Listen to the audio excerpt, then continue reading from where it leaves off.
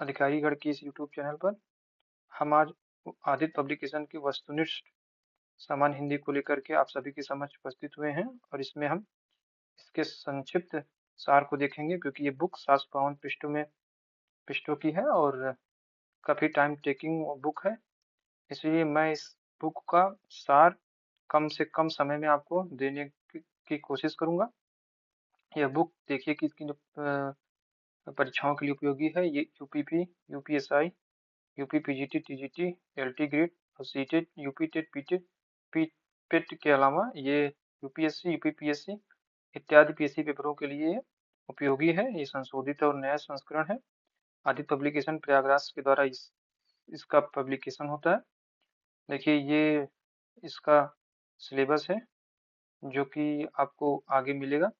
मैं आज प्रथम अध्याय की चर्चा करूंगा। प्रथम अध्याय हिंदी वर्णमाला एवं विराम चिन्ह। देखिए जब हम कोई शब्द बोलते हैं, कोई वाक्य बोलते हैं, तो वाक्य जो है शब्दों के मेल से बनता है। शब्द अक्षरों से बनते हैं, अक्षर वर्डों से बनते हैं। इसलिए बेसिक चीज क्या है? बेसिक है वर्ड। तो वर्ड देखेंगे कितने हैं हिंदी में? 52 जो है वर्डों की संख्या 52 है। ये वर्ड किस प्रकार बने हैं? वर्डों का निर्माण जो है दो तरीकों से हुआ है, व्यंजन और स्वर से। तो इसमें स्वर कितने हैं? स्वरों की संख्या कितनी है? मूलतः 11 स्वर है। और उसके बाद जो व्यंजन है, कुल व्यंजन संख्या 39 है। मूल व्यंजनों की संख्या 33 है। और उसके उपरांत देखते हैं स्पर्श उदित व्यंजनों की संख्या 25 है। अंतस्थ व्यंजनों की संख्या 4 है। ऊष्म व्यंजनों की संख्या 4 है। संयुक्त व्यंजनों की संख्या 4 है और द्विगुण व्यंजनों की संख्या 2 है। हम इसे याद करने की कोशिश करेंगे। देखिए आप इसको याद करेंगे कि अंतस्थ व्यंजनों की संख्या कितनी है? 4, क्योंकि क्वेश्चन ऐसे ही पूछ लिया जाएगा। ऊष्म व्यंजनों की संख्या कितनी है? संयुक्त व्यंजनों की संख्या कितनी है? और द्विगुण व्यंजनों की संख्या कितनी है? द्विगुण से स्पष्ट होता है यानी 2। तो किंतु आप इसे याद करेंगे उत्क्षिप्त के नाम से, क्योंकि अगर प्रश्न में उत्क्षिप्त के नाम से पूछ लिया तो आप कंफ्यूज कर जाएंगे। देखिए आइए हम चर्चा करते हैं स्वरों की। स्वर मूलतः 11 है। आप बचपन से पढ़ते आ रहे होंगे। अ आ इ ई उ ऊ ए ऐ ओ औ और रे। मात्रा के आधार पर स्वरों के भी भेद हैं। मात्रा के आधार पर स्वरों के कितने भेद हैं? 2। प्रश्न पूछा जाता है। अभी आगे हम लोग जब प्रश्नों की चर्चा करेंगे देखेंगे सीधा सीधा प्रश्न आएगा कि मात्रा के आधार पर स्वरों को कितने भागों में बांटा गया है। तो आप उत्तर देंगे 2 स्वरों में। स्वर दोनों स्वर कौन से हैं? ह्रस्व लघु यानी ह्रस्व स्वर, दूसरा क्या है? दीर्घ स्वर।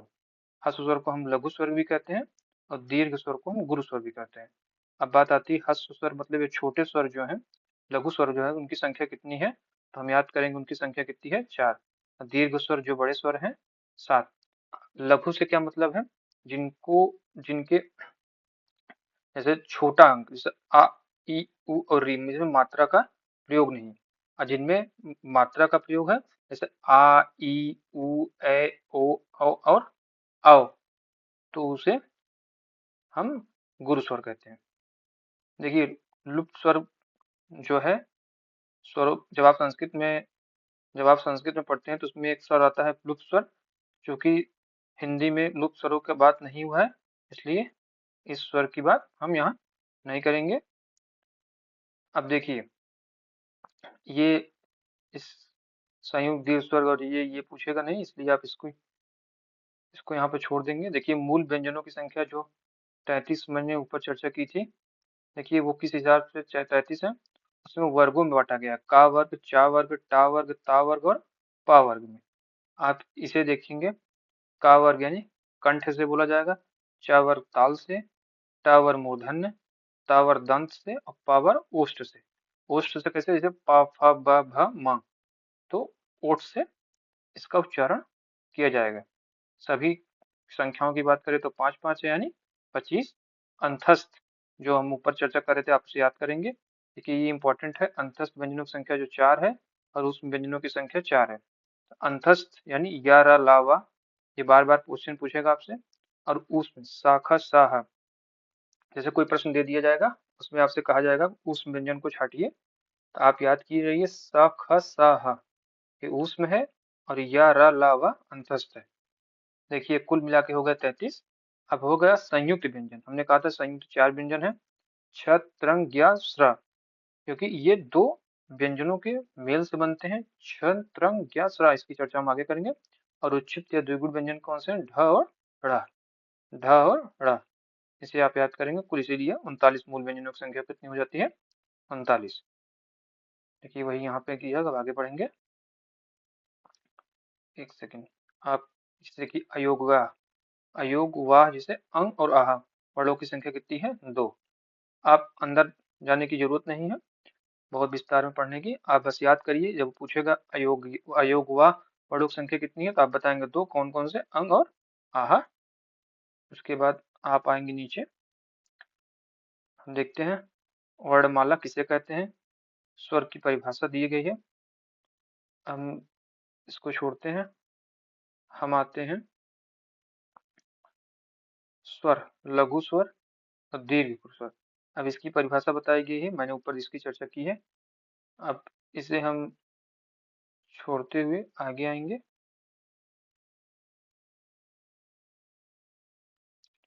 देखिए ये जरूरत है, ये जरूरी चीज है। देखिए इसको हम ध्यान देंगे। हिंदी स्वरों का वर्गीकरण उच्चारण की दृष्टि से। आपसे पूछा जाएगा कि उच्चारण की दृष्टि से हिंदी स्वरों को कितने भागों में बांटा गया है। तो आप देखेंगे हिंदी स्वरों को कितने भागों में बांटा गया है? 3 भागों में बांटा गया है, यानी उच्चारण की दृष्टि से। आप देखिए उच्चारण कैसे, जीभ के, जीभ के का भाग, मतलब जीभ के आगे के भाग, मध्य भाग और पश्चिम भाग के हिसाब से जो है, देखिए स्वरों का वर्गीकरण किया गया है।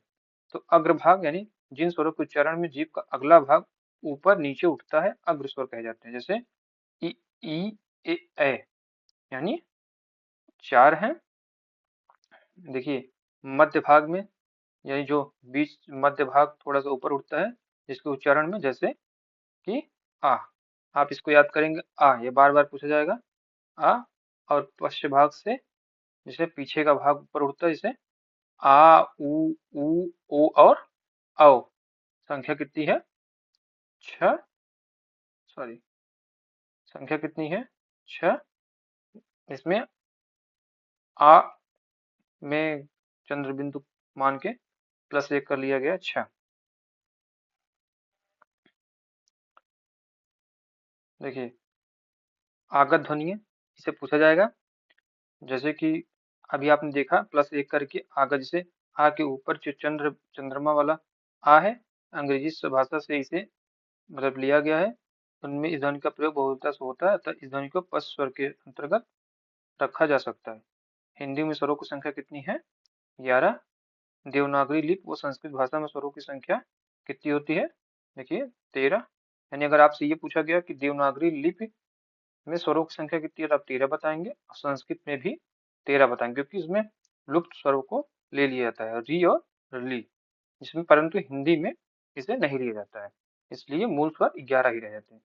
हिंदी में शुद्ध स्वरों की संख्या कितनी है? 10। 10 इसलिए इसमें री को स्थान नहीं देने पर 10 शेष बचते हैं। अब आप देखते हैं,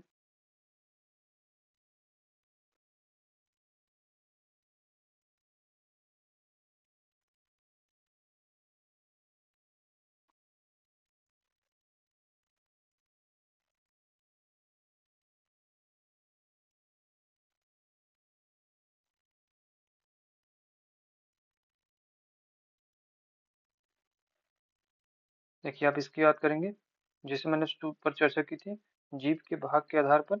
तो आप देखेंगे समृद्ध स्वर मुखाकृति के आधार पर, मतलब मुख की आकृति के आधार पर स्वर है, समृद्ध स्वर है, अर्ध समृद्ध स्वर है, अर्ध विवृत स्वर है, विवृत स्वर है। स्वरों की संख्या नीचे दर्शाया गया है। देखिए अग्रभाग में क्या है? ई उच्चारण के हिसाब से। पश्च भाग में क्या है? उ। तो समृद्ध स्वरों की संख्या कितनी हो गई? 4। अर्ध समृद्ध स्वरों की संख्या कितनी हो गई? 2। अर्ध विवृत स्वरों की संख्या कितनी हो गई? 4। और विवृत स्वरों की संख्या 1, आ। तो आप देखिए इसमें जिसमें 1 दिया है ये, और इसको आप ध्यान देंगे, यानी मध्य भाग में आ, कैसा स्वर है? अर्ध विवृत स्वर है। और बड़ा आ पश्च भाग में कैसा स्वर है? विवृत स्वर है।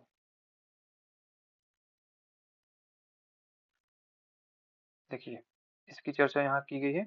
मुख के खुलने के आधार पर समृद्ध और विभ्रित स्वरों की बात की गई है। देखिए, जिन स्वरों के उच्चारण में मुख सबसे कम खुलता है, लगभग बंद रहता है, उन्हें समृद्ध स्वर कहते हैं, जैसे ई, ई, उ और ऊ। अब विभ्रित स्वर की जगह जिन स्वरों के उच्चारण में मुख सबसे अधिक खुलता है, अर्थात पूरा खुलता है, जैसे आ।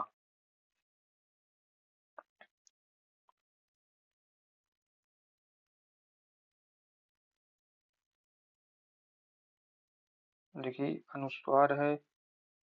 अब आप आएंगे,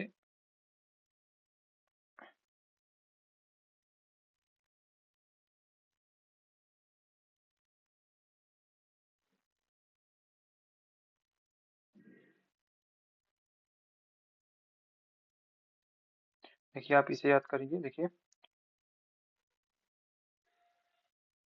री का प्रयोग केवल तत्सम शब्दों में होता है, अतः इसे तत्सम स्वर कहते हैं। यानी आपको कहा जाएगा कि इसमें से कौन सा तत्सम स्वर है, उसे आप क्या कहेंगे, कौन सा स्वर है तत्सम स्वर, री। आ जो कि ये ग्रहित स्वर है, इसीलिए इसे विदेशी स्वर भी कहा जाता है, यानी पश्च स्वर भी कहा जाता है। और आप देखिए, स्वरों के उच्चारण में श्वास की मात्रा कम लगती है, अतः सभी स्वर अल्प प्राण होते हैं। अल्प प्राण मतलब इसमें श्वास की मात्रा कम लगती है।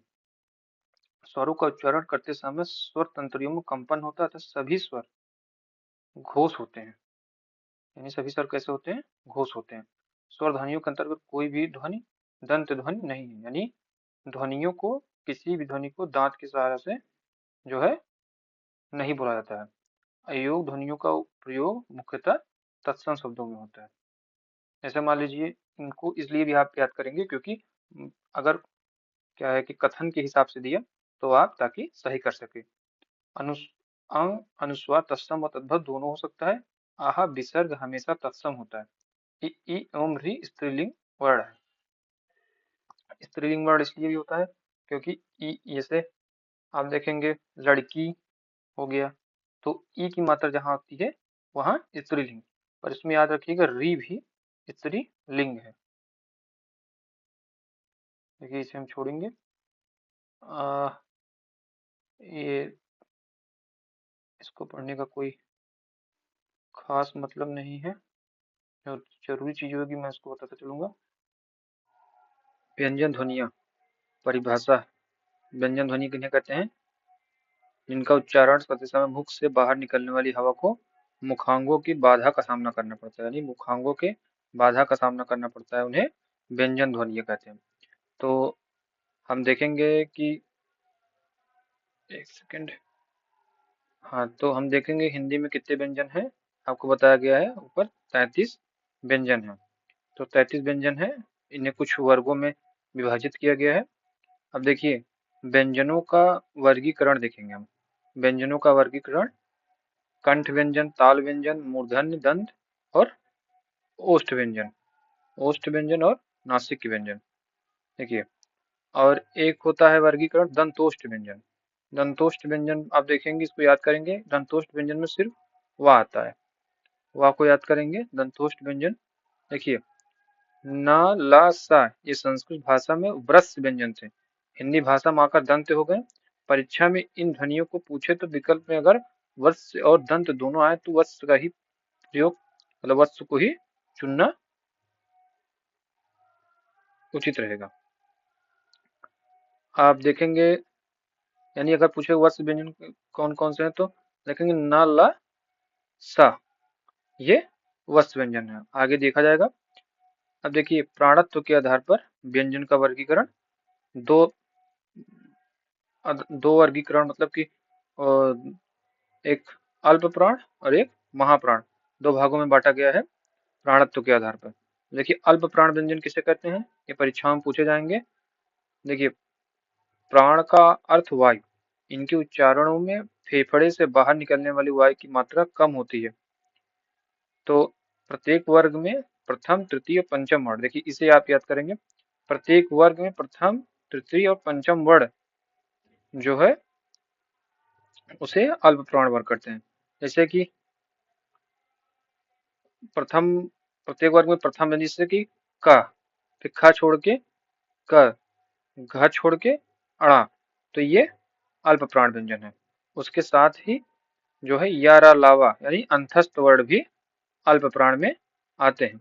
इसलिए अल्प प्राण ध्वनियों की कुल संख्या कितनी है? 19। अल्प प्राण ध्वनियों की संख्या कितनी है? 19। और सॉरी, अल्प प्राण में कुल व्यंजनों की संख्या कितनी है? 19। और अल्प प्राण में 11 स्वर भी हैं, जिसको मिलाकर कुल 30 हो जाता है। अल्प प्राण ध्वनियों की संख्या कितनी होती है?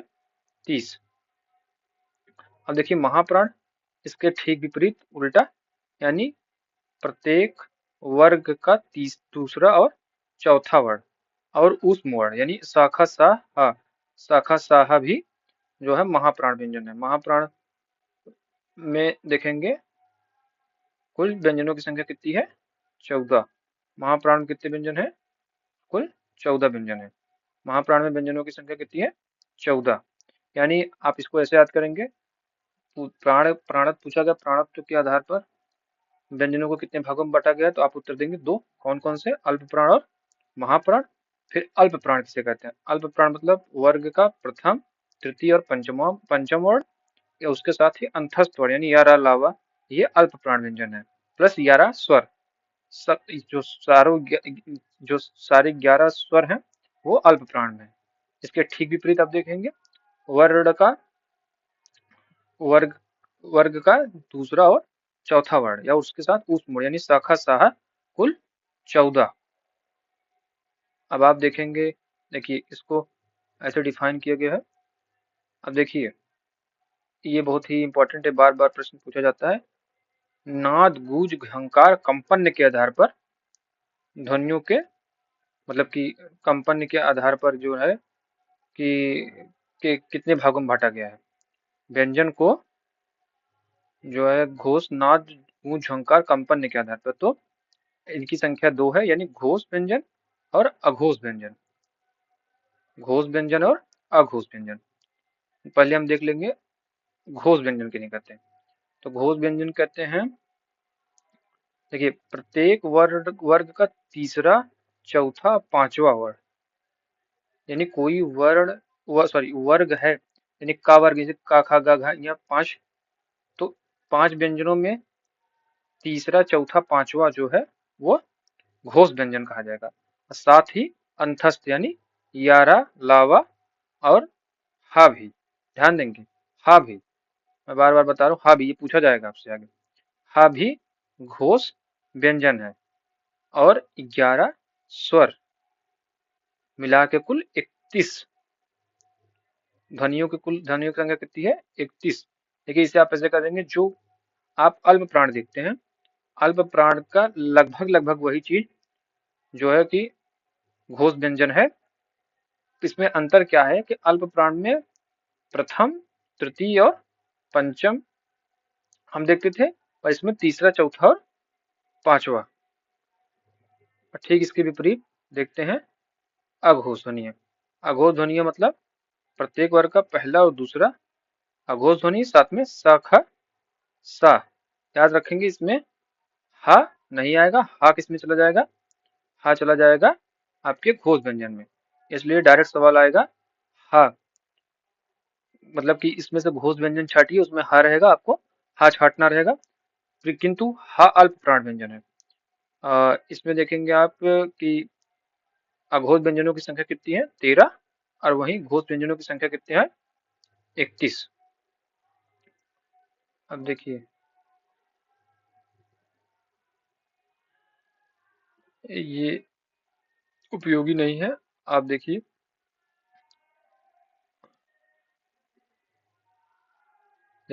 अंतस्थ व्यंजन जिनकी संख्या 4 कितनी है? 4 है। यारा लावा, यारा लावा को भी 3 भागों में बांटा गया। अर्धस्वर, अर्धस्वर में या और वा आएगा, या और वा आएगा अर्धस्वर में। और लुंठित में सिर्फ आर आएगा। क्या आएगा? सिर्फ आर आएगा। पार्श्विक में सिर्फ यल आएगा। देखिए इसे, ये बहुत ही इंपॉर्टेंट है, इसको आप तीनों को याद करेंगे। अंतस्थ में यारा लावा, इसको 3 भागों में, अर्धस्वर में या और वा, लुंठित प्रकंपित में रा, पार्श्विक में ला। अब देखिए उसी को डिफाइन किया गया है इसके डेफिनेशन में नहीं जाएंगे। देखिए हमने कहा था ना ऊष्म व्यंजन शाखा साहा, ठीक है। अ, हम्म,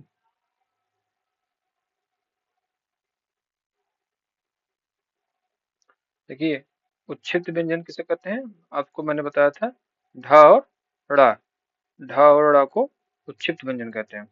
ढ और ड़ा को उच्छिष्ट व्यंजन, और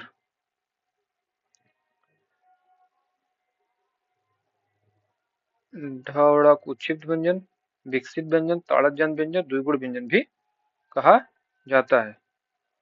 अब हम देखेंगे ये सभी आपके लिए उतने इम्पोर्टेंट नहीं है।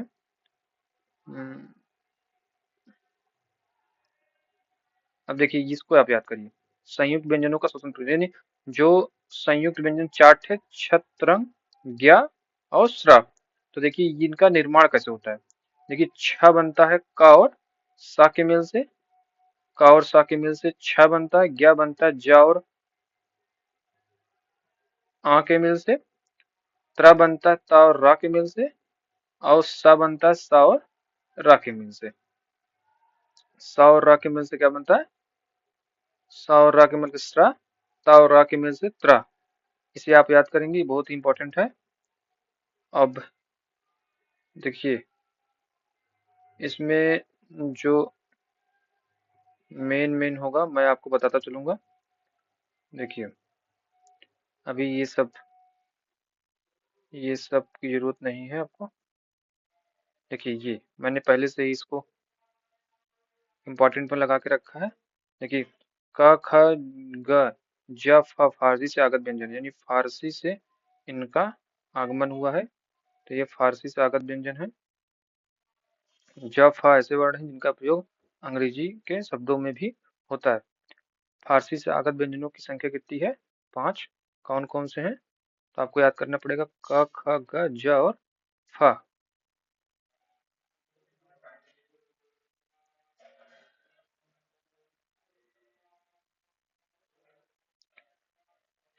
देखिए मांसपेशियों की दृढ़ता के आधार पर स्वरों के निम्नलिखित 3 भेद होते हैं, शिथिल स्वर, दृढ़ स्वर और मध्यम स्वर। आप चाहे तो इसे याद कर लें, इतना इम्पोर्टेंट नहीं है। अब देखिए इसमें से, देखिए ये हो गया आपका खत्म।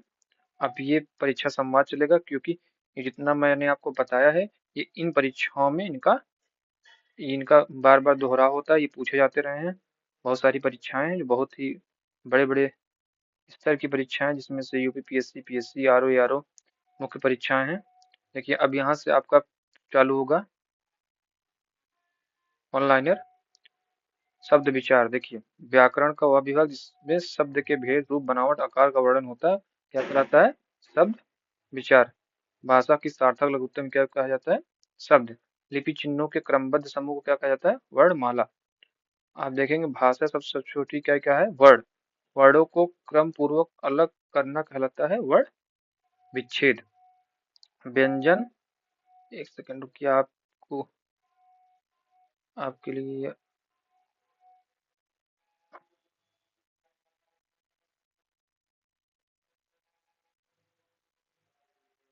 ठीक है। आप स्वरों के उच्चारण में लगने वाले समय को कहते हैं मात्रा। मात्रा स्वर को क्या कहते हैं, समरूप।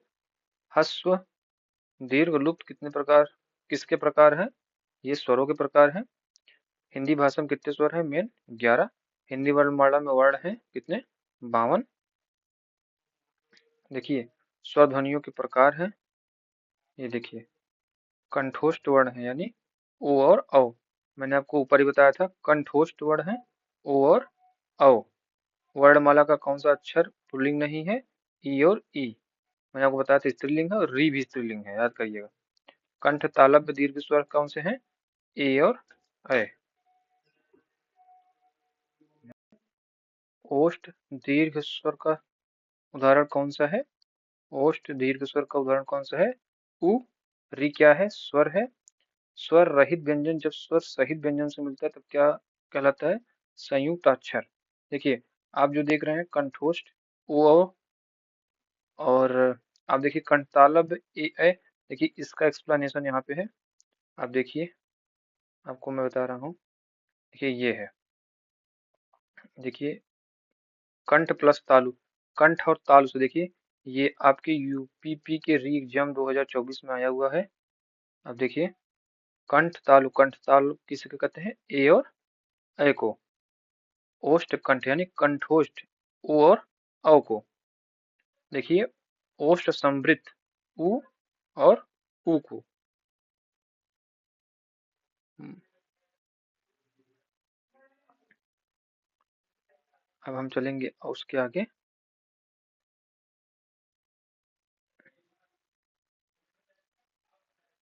देखिए हिंदी में ध्वनियों के कितने प्रकार हैं? 2 प्रकार की ध्वनियां हैं। हिंदी में ध्वनियों के कितने प्रकार हैं? 2 प्रकार हैं, स्वर और व्यंजन। वर्णमाला में स्पर्श व्यंजनों की संख्या कितनी है? 25 है। इसको सिर्फ ऐसे ही आप याद करिए। वर्णमाला में 25 स्पर्श व्यंजन है। एक से अधिक वर्णों के मेल से क्या बनता है? क्या कहते हैं उसे? हम व्यंजन कहते, सॉरी, उसे हम व्यंजन कहते हैं। हिंदी वर्णमाला में व्यंजनों की संख्या कितनी है? 33 है, जिनका उच्चारण स्वतंत्रता से होता है और जो व्यंजन के उच्चारण सहायक होते हैं क्या कहते हैं? स्वर कहते हैं। मूल दीर्घ स्वर देखिए आ, ई और उ, ये मूल दीर्घ स्वर हैं, आ, ई और उ। देखिए मध्य स्वर को कहते हैं आ को, मध्य स्वर। मैंने आपको सुबह ऊपर ही बताया था, इसको आप याद करिएगा, मध्य स्वर किसे कहते हैं? आ को। और भाषा विज्ञान दृष्टि उ किस प्रकार का स्वर है? पश्च समृद्ध स्वर है। वो किस प्रकार का स्वर है? पश्च समृद्ध स्वर है। आप देखिए अर्ध विभ्रित स्वर कौन सा है? ए ऐ और औ। ए ऐ और औ। संयुक्त स्वर कौन सा है? ए ऐ ओ और औ। देखिए अनुनासिकता शब्द कौन सा है? संभालना कटीले, यानी ये आया हुआ क्वेश्चन था, उसी को यहाँ पर लिख दिया गया है।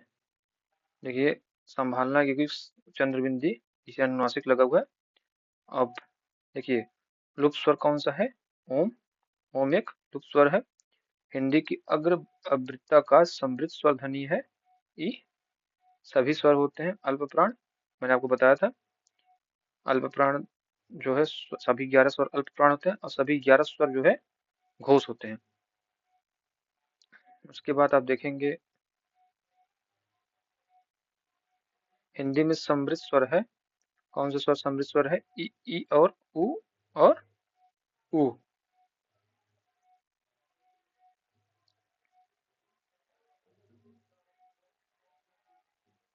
कौन सी 2 मात्राएं जिनका प्रयोग तो किया जाता है किंतु उनका समावेशन स्वर में नहीं किया जाता है? अंग और आहा। कंठवर्ण है, कौन कौन से हैं?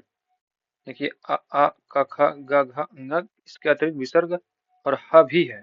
देखिए कंठ में विसर्ग और ह भी है, याद रखिएगा, विसर्ग और ह भी जो है कंठ में आता है।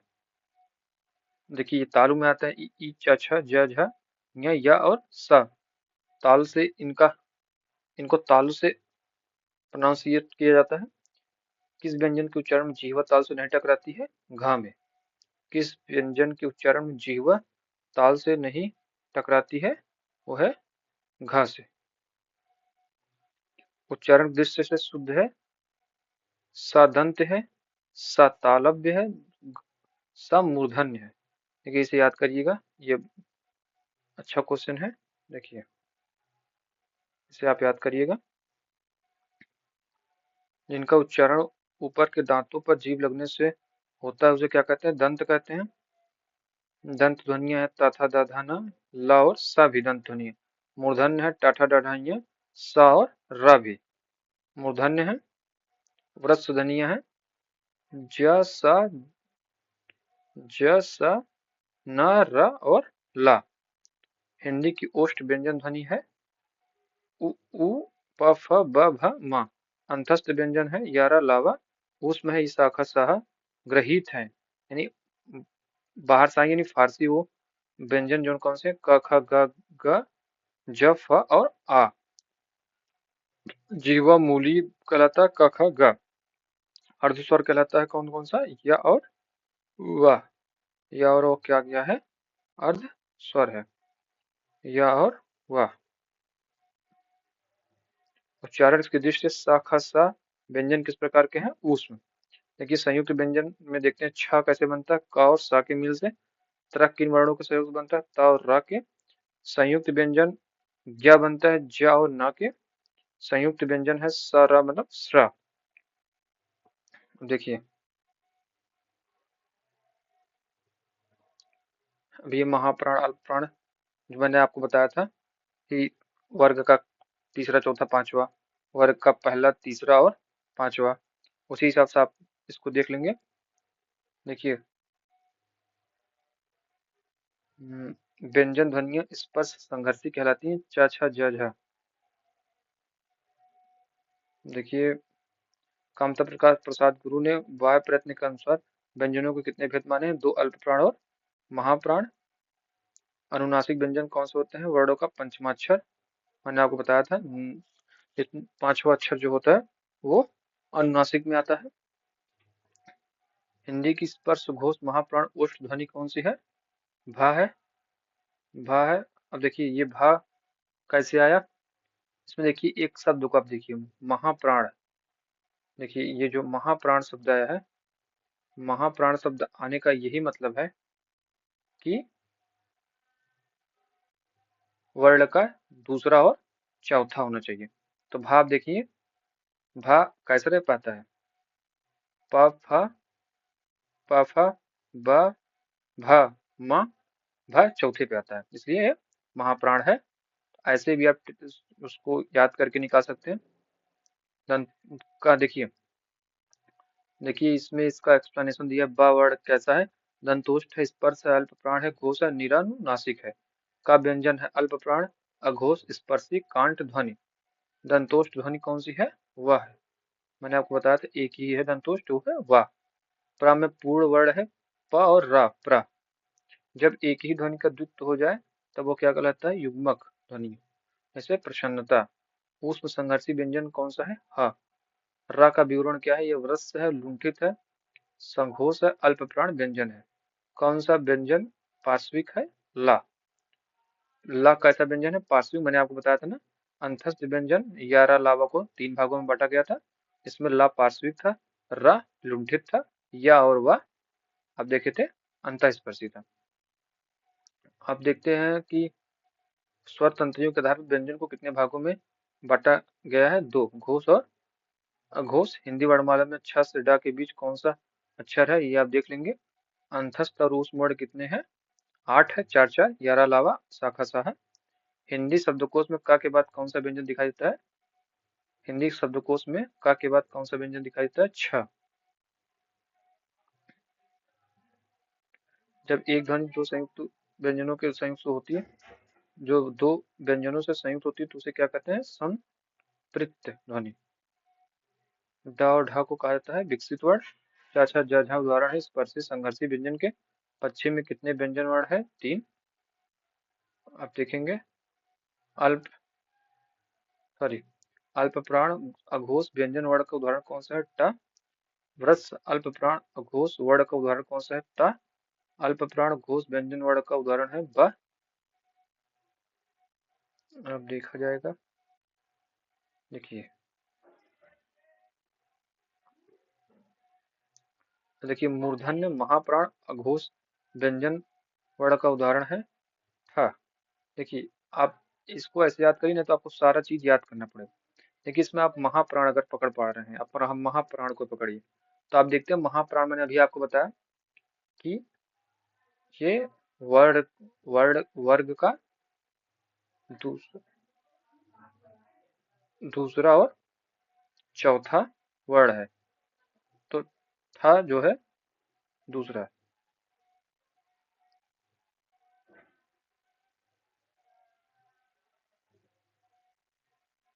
अब देखिए ये सब हो जाएगा, मूर्धन्य अल्पप्राण घोष अब इसमें देखिए, इसमें छोड़ते हैं क्योंकि इसमें आप अल्प प्राण महाप्राण घोष अघोष से पकड़ के निकाल सकते हैं।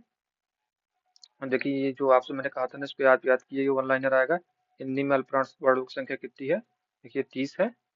री की मात्रा का उपयोग हुआ है वृष्टि में। अब देखिए किससे शब्द का आरंभ नहीं होता? ड़।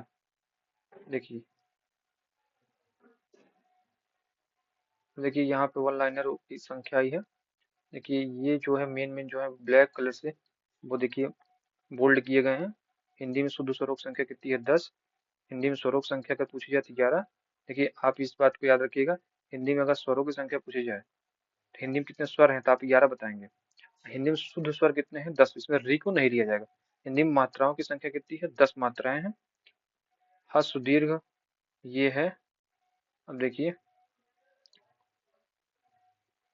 मूल है, दीर्घ गुरु है, विशेष नहीं है। अब हम आते हैं,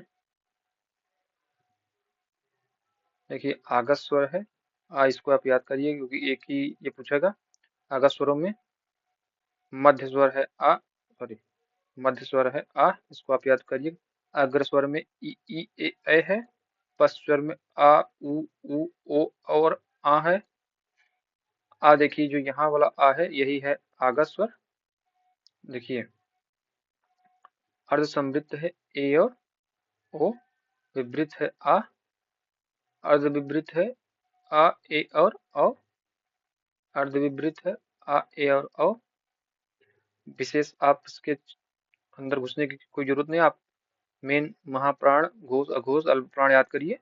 विवृत समृद्ध बहुत अंदर तक जाने की जरूरत नहीं, तो आप कंफ्यूज हो जाएंगे और आप चीजें छोड़ देंगे। अब देखिए मेन इसको आप रटने की कोशिश कीजिए। कुल व्यंजनों की संख्या कितनी? 39। मूल व्यंजन है 33। स्पर्श व्यंजनों की संख्या 25। उच्छिप्त है 2। अंतस्थ है 4। ऊष्म है 4। देखिए संयुक्त है 4। देखिए इसको आप याद करिए जो दिया है। उसके बाद ये उनके वर्गों के बारे में बताया गया है। ऊष्म व्यंजन शाखा साहा आप जानते ही हैं। देखिए अब हम आते हैं उच्छिप्त में। मैंने आपको बताया था ढा और ढा। संयुक्त में 4 है। अर्धस्वर है या वा। अर्धस्वर याद कर लीजिए, मैंने आपको बताया था 3 भागों में यारा लावा को बांटा गया है। तो लुंठित में रा आएगा, पार्श्विक में ला आएगा। ऊष्म संघर्षी शाखा साहा आता है। ऊष्म संघर्षी पूछेगा आपसे शाखा साहा। अब देखिए अघोष व्यंजन आप जानते हैं प्रत्येक वर्ग का प्रथम द्वितीय वर्ण तथा शाखा सा। हा नहीं आएगा, आप याद रखिएगा। अघोष में हा नहीं आता। संख्याओं की कुल संख्या 13 है। देखिए सघोष में हा आ जाएगा। जो यहाँ का हा है सघोष में चला जाता है। देखिए अल्प प्राण में यही बताया गया, प्रथम तृतीय और पंचम। अल्प प्राण में महाप्राण में द्वितीय और चतुर्थ, साथ में शाखा साह। आप नासिक कंठ ताल ये सब देख रहे हैं, परंतु अब देखिए कंठ में सिर्फ का खा गा घा ञ तक ही नहीं, कंठ में आ और आहा के साथ हा भी आएगा। आप याद रखिएगा कंठ में का खा गा घा ञ याद करिए, उसके बाद छोटा बड़ा आहा और हा भी कंठ में आता है। कंठ से इसका उच्चारण होता है। ताल से देखिए चा छा जा झा ञ, फिर सा या और ई और बड़ी ई। सा या ई और बड़ी ई भी ताल में आती है। ऋषि मूर्धन्य में आता है, हमेशा याद रखिएगा। सा और ऋषि, खटखोट वाला सा और ऋषि मूर्धन्य में। तथा दधना दांत से बोला जा रहा है, तो ला और सा भी दंत में आएगा। पफा बभा मा, ओष्ठ से पफा बभा मा, साथ में ऊ और बड़ा, सॉरी ऊ और बड़ा ऊ ही इसी में आएगा। देखिए मैंने अभी आपको बताया था कंठ ताल क्या है, ए और ए। कंठोष्ठ कौन सा है, उ और औ। दंतोष्ठ कौन सा है, वाह। अयोग वाह क्या है, देखिए ये अनुस्वार हो गया, ये विसर्ग हो गया। देखिए अनुस्वार क्या है, अल्प प्राण है। दोनों ही अघोष हैं, पर अनुस्वार जो है अल्प प्राण है, विसर्ग जो है महाप्राण। इसे याद करिएगा, इसे जरूर से याद करिएगा, ये बहुत ही इंपॉर्टेंट चीज है, मैं बार बार आपसे कह रहा हूँ। देखिए स्पर्श रहित काकल्य ध्वनि, स्वर यंत्रामुखी घोष ध्वनि, ऊष्म संघर्षित ध्वनि कौन सी है, वो हा है। देखिए इसमें अगर आप सारा चीज पढ़ने की जरूरत है, अगर आप नहीं पकड़ पा रहे हैं तो आप ऊष्म संघर्षी देखिए। ऊष्म संघर्षी आपके पास आ जाएगा, शाखा साहा ऊष्म संघर्षी है। ऊष्म संघर्षी में भी सिर्फ हा ही क्यों चुना गया, क्योंकि हा जो है घोष है, बाकी घोष नहीं है। अब आप देखिए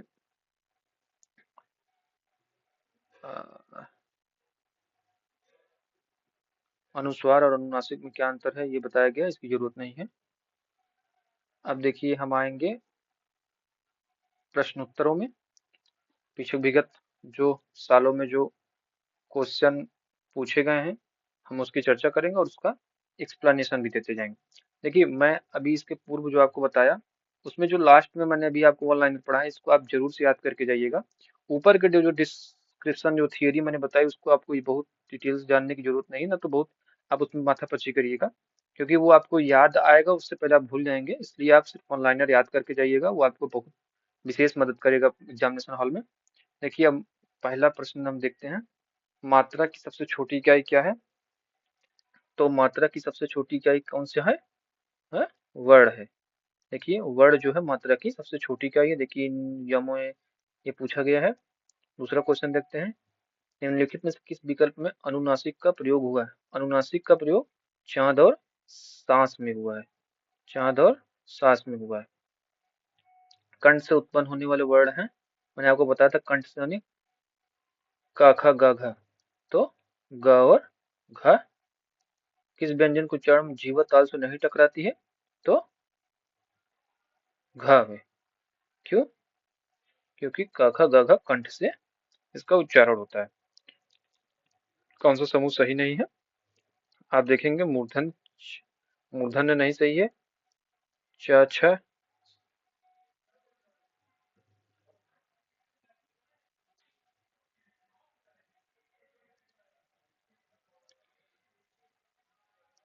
देखिए च छ ज झ मूर्धन्य नहीं है। अब देखिए, अब देखेंगे ओष्ठ वर्ण किस विकल्प में? प फ ब भ जो है ओष्ठ माना जाता है। आप बोल के देखिएगा बोर्ड से। ये कौन से व्यंजन है? तस्त व्यंजन है। आगे आप देखेंगे संयुक्ताक्षर व्यंजन इनमें से कौन सा? संयुक्ताक्षर मतलब दो अक्षरों के मेल से बनते हैं। तो आप जानते हैं ये छत्र, य और स्र। ख और ध ध्वनि किस प्रकार की है? तो देखिए ख और ध ध्वनि महाप्राण है। आप सोचेंगे महाप्राण कैसे है? महाप्राण ध्वनि कौन सी होती है?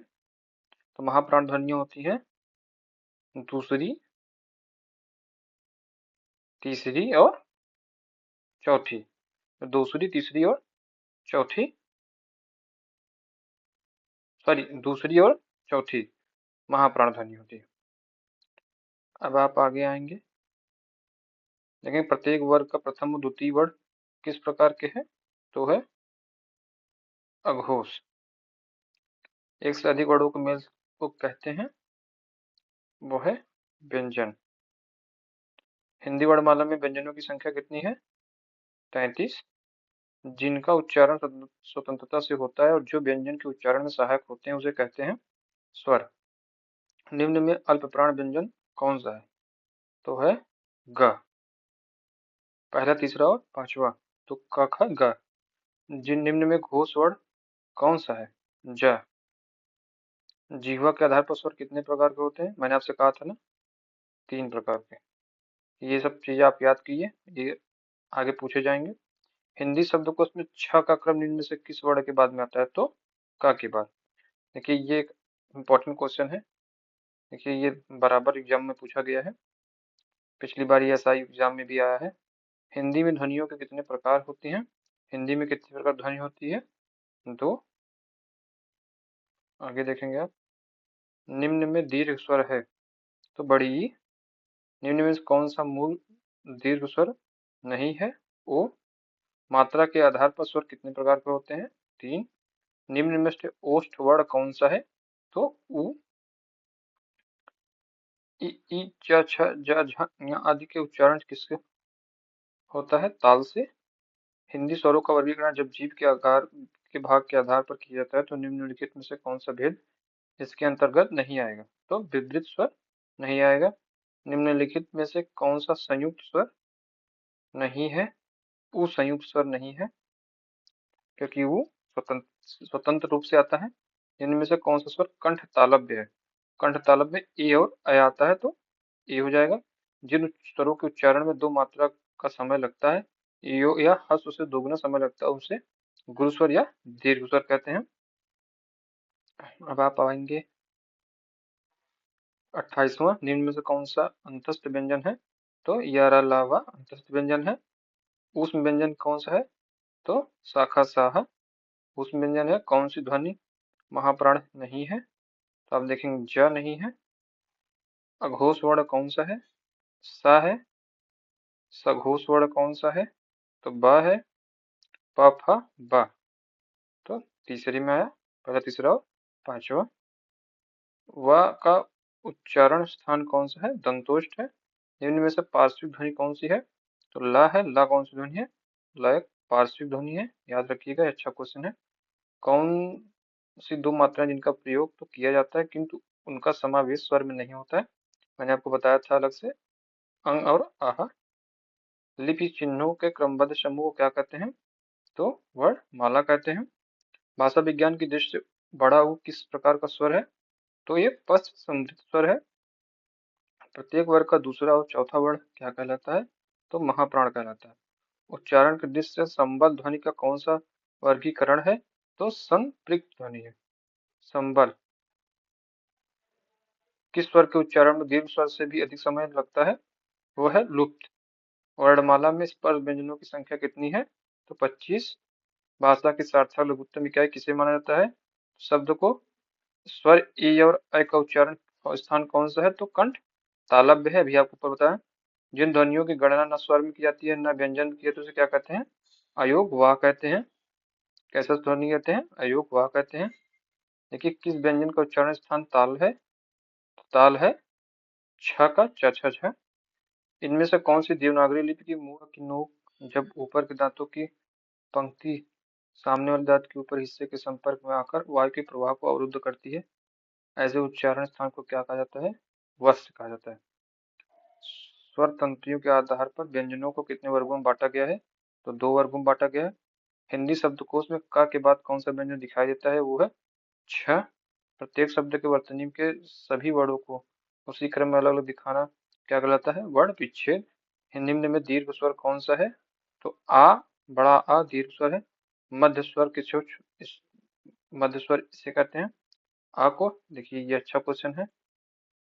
अर्ध विभ्रित स्वर कौन सा है? तो अ अर्ध विभ्रित स्वर है। अ कैसा स्वर है? अ एक अर्ध विभ्रित स्वर है। अब आप देखेंगे निम्न में से कौन से शब्द में अनुनासिकता है? अनुनासिकता किसमें? संभालना, क्योंकि उसमें अनुनासिक का प्रयोग हुआ है। कौन से शब्द में अनुनासिकता है? देखें, कटीला में। किस वर्ण का उच्चारण स्थान कंठ तालु है? तो वो है अ का।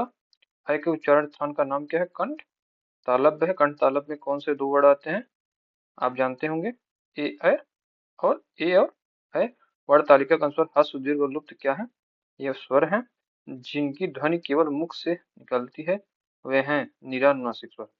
कंठ तालव्य कौन सा है? ए और अ, अभी मैंने ऊपर बताया। कंठ वर्ण है, तो कंठ वर्ण कौन सा है? आ, हा और विसर्ग। इसको पूरा आप याद कर लीजिएगा। निम्न में से दंत वर्ण कौन सा है? दंत वर्ण ता है। या का उच्चारण स्थान क्या है? या का उच्चारण स्थान तालु है। आप देखेंगे प फ ब भ म व्यंजन होते हैं तो ओठ से निकलते हैं, इसलिए ओठ होते हैं। वर्णमाला किसे कहते हैं? तो व्यवस्थित समूह के वर्णों के व्यवस्थित समूह को वर्णमाला कहते हैं। कौन सा ऊष्म व्यंजन नहीं है? तो ग नहीं है, क्योंकि शाखा साहा व्यंजन ऊष्म है।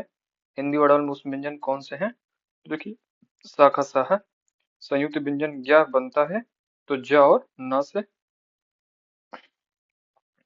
जब 2 व्यंजन एक साथ मिलते हैं तो उन्हें क्या कहते हैं? संयुक्त व्यंजन कहते हैं। निम्न व्यंजनों में कौन सा संयुक्त व्यंजन नहीं है? तो ख से खरकोट। निम्न में महाप्राण व्यंजन कौन सा है? तो देखेंगे आप, भ प फ भ तीसरे नंबर पर आ रहा है। सही महाप्राण वर्णों का समूह है। देखिए, ख छ और ठ। ख छ और ठ महाप्राण वर्णों का समूह है। इनमें से अघोष वर्ण कौन सा है? घोष और अघोष। तो देखिए ख है अघोष वर्ण। हिंदी भाषा की कुल वर्ण लिपियां कितनी है? तो 52 है। हिंदी वर्णमाला में अंग और आहा क्या है? अयोगवाह है। इनमें से कौन सा व्यंजन स्पर्श संघर्षी है? तो स्पर्श संघर्षी व्यंजन कौन सा है? ज। दंतोष्ठ ध्वनि कौन सी है? तो वह है वह। जब एक ही ध्वनि का द्वित्व हो जाए तब वह क्या कहलाता है? तो वह युग्मक ध्वनि कहलाती है। सभी स्पर्श व्यंजन कौन से समूह में है? तो देखिए क, च, प और द में है। र का विवरण है। र का विवरण क्या है? तो आप देखेंगे व्रस है, लुंठित है, संघोष है, अल्पप्राण व्यंजन है। इसे आप कैसे समझेंगे? देखिए अगर ऐसा क्वेश्चन आता है तो आप उसमें अल्पप्राण, महाप्राण या फिर घोष या संघोष जो भी आपको अच्छे से पता हो उस पर ध्यान देंगे। देखिए इसमें अल्पप्राण दिया है, इसमें भी अल्पप्राण दिया है, इसमें अल्पप्राण है और ऑप्शन नंबर सी में भी अल्पप्राण है। पर आप देखिए इसमें अल्पप्राण है, पर आप देखिए इसमें संघोष है, इसमें घोष है, तो उस हिसाब से आप इसे छाटेंगे। देखिए स्पर्श व्यंजन कंठ ध्वनि, अघोष और महाप्राण ध्वनि है। तो देखिए कंठ ध्वनि है तो क ख ग घ होगा, ठीक। अघोष है तो अघोष है तो दूसरा होगा और चौथा होगा, तो दूसरा के हिसाब से देखा जाए ख होगा।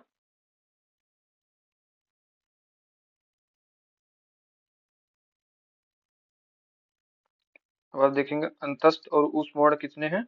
अंतस्थ और ऊष्म वर्ण 8 हैं, क्योंकि 4 अंतस्थ है और 4 ऊष्म है। उसके बाद देखिए काकल्य वर्ण कौन सा है? तो वह हा है। हिंदी वर्ण वाले में छ से ड के ठीक बीच में कौन सा अक्षर है? तो वह है न। देखिए इनमें से कौन सा शब्द स्वर का वर्गीकरण नहीं है? तो द्वित्व नहीं है। निम्न में से कौन सा शब्द प्रयत्न और उच्चारण के आधार पर व्यंजन का वर्गीकरण नहीं है? तो सघोष नहीं है, सघोष नहीं है। जिस व्यंजन ध्वनि के उच्चारण के समय स्वर तंत्र कंपन होता है, उच्चारण स्थान के आधार पर ध्वनियों के वर्गीकरण में उसका क्या स्थान है? तो वह है काकल्य ध्वनि। निम्न में से कौन सा वर्ण तालव्य नहीं है? तो देखिए का जो है तालव्य नहीं है। विसर्ग का उच्चारण स्थान क्या है? तो कंठ है। इसे आप जरूर याद करिएगा, विसर्ग का उच्चारण स्थान क्या है? कंठ है। हिंदी में द्वित्व वर्णों में से अयोगवाह कौन सा वर्ण है? तो अयोगवाह अंग और आहा है। निम्न में से कौन सा वर्ण मूर्धन्य नहीं है? तो टाठा ढ मूर्धन्य होता है, तो ज नहीं है। ज क्या है? तालव्य है। निम्न व्यंजनों में से कौन सी व्यंजन का उच्चारण ताल से होता है? तो आप देखिए अभी मैंने बताया च छ ज, तो छ। निम्न में से कौन सा वर्ण अंतस्थ नहीं है? तो ह नहीं है। यार अलावा व्यंजनों को संयुक्त रूप से क्या कह देते हैं? तो उसे अंतस्थ व्यंजन कहते हैं। देखिए ये इंपॉर्टेंट क्वेश्चन है, देखिए कितनी बार इसको पूछा गया है। तो देखिए जी हिंदी के जिन वर्णों का उच्चारण करते समय केवल श्वास का प्रयोग किया जाए उन वर्णों को क्या कहते हैं? उन्हें अघोष कहा जाता है। किस वर्ग के सभी ध्वनियां मूर्धन्य है? तो ट ठ ड ढ और सा। देखिएगा खटकोट वाला सा।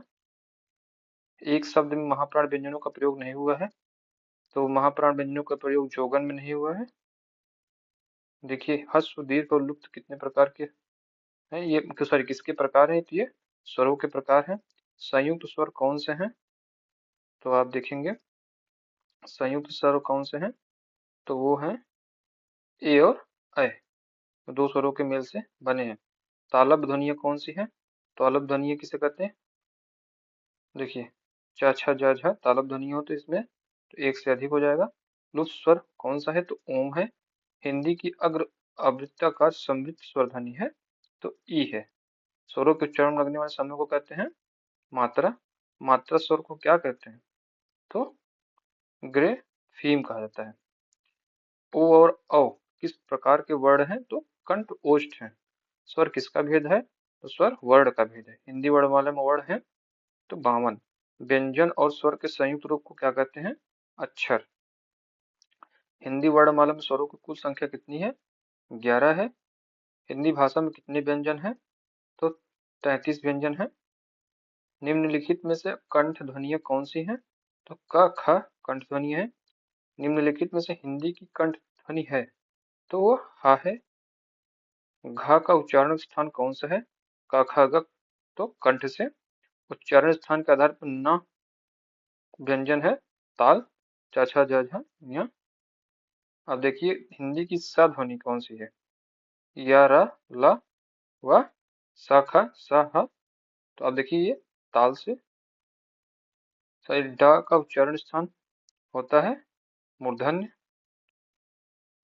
हिंदी की मूर्धन्य ध्वनि कौन सी है? टा ठा डा ढा। अब देखिए जिनका उच्चारण ऊपर दांतों पर जीभ लगाने से होता है उसे क्या कहते हैं? उसे कहते हैं दंत। निम्नलिखित में से दंत ध्वनि है ता। टा वर्ग में किस प्रकार के व्यंजन है? मूर्धन्य। उच्चारण स्थान की दृष्टि से कौन सा विकल्प शुद्ध है? तो आप देखेंगे सदंत है। था किस वर्ग का व्यंजन है? ता था दा धा, तो दंत है। दंत ध्वनि के उच्चारण स्थान के आधार पर होगा दंत है। ता था दा धा। इनमें से ओष्ठ ध्वनि नहीं है, तो चा नहीं है। हिंदी की बा ध्वनि है पा फा बा, ओष्ठ है। अर्ध स्वर है या और वा, कैसा स्वर है? अर्ध स्वर है। देखेंगे निम्न इनमें से कौन सा वर्ण स्पर्श व्यंजन नहीं है? तो या नहीं है। से सा व्यंजन किस प्रकार के हैं? तो सा उसमें है शाखा साहा। निम्न में से ऊष्म व्यंजन कौन से हैं? शाखा साहा। श का एक संयुक्त व्यंजन जिनमें से दो वर्णों को सम्मिलित करके बनाया गया, वो क्या है? श और रा। छ के योग से बना है क और श के। निम्न में से संयुक्त व्यंजन कौन सा नहीं है? तो देखेंगे ए, यानी यह संयुक्त व्यंजन नहीं है। निम्नलिखित में से कौन सा अल्प प्राण व्यंजन है? अल्प प्राण महाप्राण। तो अल्प प्राण देखेंगे ब। निम्न में से कौन सा व्यंजन अल्प प्राण है? तो च। निम्नलिखित व्यंजनों में से कौन महाप्राण है? तो थ। महाप्राण ध्वनियां व्यंजन वर्ग में किससे संबंधित है? तो देखेंगे दूसरा और चौथा। हिंदी के स्पर्श व्यंजन के 5 वर्गों के दूसरे और चौथे वर्ण होते हैं महाप्राण व्यंजन। निम्नलिखित ध्वनि में कौन सम्मिलित है? तो आप देखेंगे स ऊष्म व्यंजन है। निम्नलिखित में से कौन सा वर्ण सघोष महाप्राण व्यंजन है? सघोष भी है और महाप्राण। महाप्राण मतलब वह क्रम में दूसरा और चौथा होना चाहिए। तो आप देखेंगे झ। कामता प्रसाद गुरु ने बाह प्रयत्न के अनुसार व्यंजनों के कितने भेद माने हैं? तो आप देखेंगे 2। उच्चारण की दृष्टि से व ध्वनि है दंतोष्ठ है। निम्नलिखित में से कौन सी ध्वनियां सॉरी कौन सी व्यंजन ध्वनि पर संघर्षी कहलाती है? तो च छ ज और झ। निम्नलिखित ध्वनियों में से कौन सी दंतोष्ठ है? तो वाह है दंतोष्ठ। दंतोष्ठ एक ही ध्वनि है, वो कौन सी है? वाह। हिंदी की स्पर्श घोष महाप्राण ओष्ठ ध्वनि कौन सी है? तो वह है भ। देखिए आधुनिक व्याकरण की दृष्टि से वाह वर्ण का वैशिष्ट्य क्या है? तो वो दंतोष्ठ। देखिए दंतोष्ठ स्पर्श अल्प प्राण घोष और निरानुनासिक। सॉरी। देखिए पाणिनीय शिक्षा में ध्वनियों को वर्गीकरण करने के कौन से 5 आधार स्वीकार किए गए हैं? तो आप देखेंगे ऑप्शन नंबर डी, स्वर काल स्थान प्रयत्न और अनुप्रदान। देखिए मैंने इसको पहले से ही मार्क कर दिया है, ये एक इम्पोर्टेंट क्वेश्चन है। निम्नलिखित में से अघोष अल्प प्राण ध्वनि कौन सी है? तो वह है क और त। प्रसन्नता शब्द में कौन सी ध्वनि है? तो युग्मक ध्वनि है। ढ और ड़ ध्वनियों के विषय में कौन सा कथन शुद्ध है? ये मूर्धन उच्छिष्ट ध्वनियां हैं। हिंदी में अनुस्वार किस ध्वनि का सूचक नहीं है? तो या का सूचक नहीं है। का व्यंजन के विषय में निम्न में से कौन सा सही है? देखेंगे ऑप्शन नंबर ए सही है। का अल्प प्राण अघोष स्पर्शी और कंठ ध्वनि है। फिर देखिए अनुनासिक व्यंजन कौन से होते हैं? अनुनासिक व्यंजन वर्ग का पंचम अक्षर अनुनासिक ही कहलाता है। निम्न में से कौन सा पश्च स्वर है? पश्च मैंने बाहर से आया हुआ। तो आप देखेंगे पड़ा आ पश्च स्वर है। प्रयत्न के आधार पर ल किस प्रकार की ध्वनि है? तो ल पार्श्विक ध्वनि है। ल कैसी ध्वनि है? पार्श्विक ध्वनि है। निम्न में से कौन सा स्वर मूल स्वर नहीं है? देखेंगे अ मूल स्वर नहीं है क्योंकि ये दो स्वरों के मेल से बना है। किस शब्द में स्वर रहित पंचम वर्ण के स्थान पर अनुस्वार का प्रयोग किया जा सकता है? तो अत्यंत में किया जा सकता है। अतिधन अंत अत्यंत। अभी सभी स्वर होते हैं तो अल्प प्राण होते हैं सभी स्वर। देखिए ये इंपॉर्टेंट क्वेश्चन है, एक कथन वाला कारण वाला क्वेश्चन है। उच्चारण स्थान की दृष्टि से हिंदी के अ और स्वर हैं, कंठ स्वर हैं। निम्नलिखित में से अघोष महाप्राण ध्वनि है? तो ख अघोष महाप्राण ध्वनि है। निम्न में से कौन सा कथन गलत है? तो देखेंगे बी गलत है। दो महाप्राण व्यंजनों का उच्चारण स्थान एक साथ हो सकता है, सॉरी का उच्चारण एक साथ हो सकता है, ये गलत है। केंद्रीय हिंदी निदेशालय ने हिंदी की मानक वर्णमाला में मूलतः कितने स्वर और व्यंजन ध्वनियों को स्थान दिया है?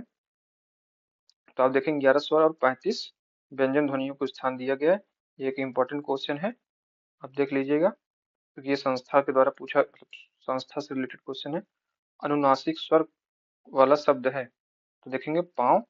जिन ध्वनियों के उच्चारण में श्वास वायु बिना किसी रुकावट के मुख से निकलती है उसे कहते हैं स्वर। जब दो समान व्यंजन आपस में मिलते हैं तो उन्हें क्या कहते हैं? द्वृत्त व्यंजन। व्यंजन गुच्छ वाला शब्द है तो वो है क्यारी। किन वर्णों के उच्चारण में कम वायु तथा कम समय लगता है? तो अल्प प्राण वर्णों के उच्चारण में। जो व्यंजन अल्प प्राण नहीं है उन्हें अलग कीजिए। तो देखिए ख अल्प प्राण नहीं है,